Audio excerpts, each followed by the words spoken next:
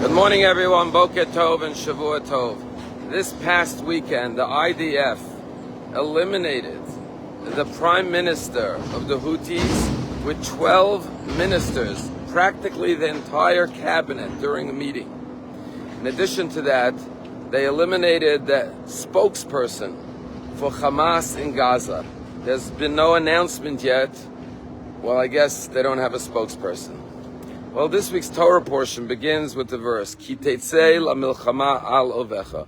When you go out to war upon your enemy, unesano Hashem elokecha biyadecha, and God will deliver your enemy into your hand. And our rabbis ask, why does it say when you will go out to war upon your enemy? It should have said, Ki tetzei lamilchama, when you go out to war im ovecha, with your enemy. Now, rabbis say that this one word teaches us the key, the secret to defeating your enemy. When you go out to war, you have to know that you are al ovecha. You are upon your enemy. You have to have the confidence that you will prevail, that you will succeed in defeating evil. And only then will God deliver your enemy into your hand. When you have that trust in God, that since you're on the side of good, good will prevail over evil, that faith will be the key to your victory. But this is not just a verse about war in the literal sense. We know that every human being has a war that rages within themselves. The inner war between the Yetzer Tov, the good inclination, and the evil inclination.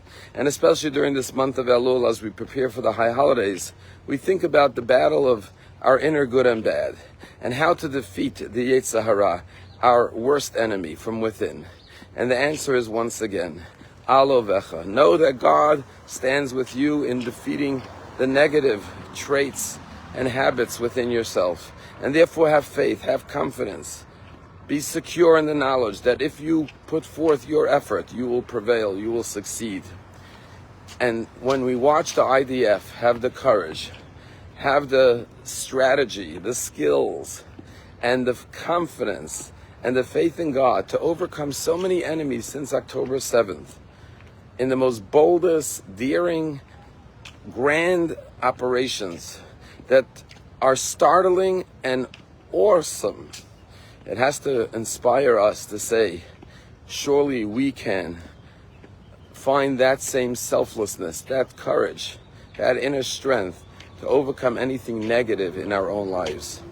There's a woman by the name of Laura Schultz. She was 63 years old in 1977. She lived in Tallahassee, Florida.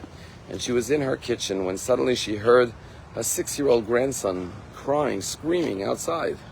She ran outside and she saw that a car had hit her grandson, and her grandson was pinned under the rear tire of a car, of a Buick.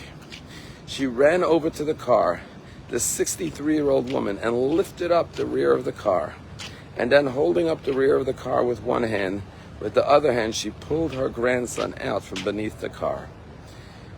The newspapers came to talk to her. She refused to talk about it.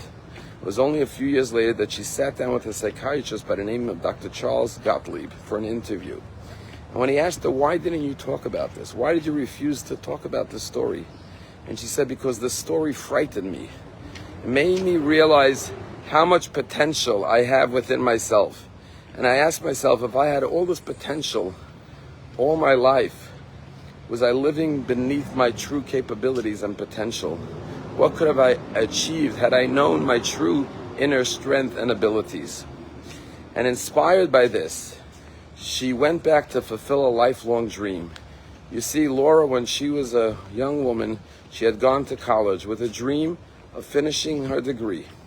And she dropped out of college, and now she looked back with so much shame and guilt, saying, why did I drop out? I surely had the ability to succeed. And so at the age of 66, she went back to college, finished her degree, graduated, and then went on to become a professor in the university. This is what the verse says, go out to war against your enemy. Have the confidence to know that you are upon your enemy, and then God will deliver your enemy into your hands. Have a wonderful day.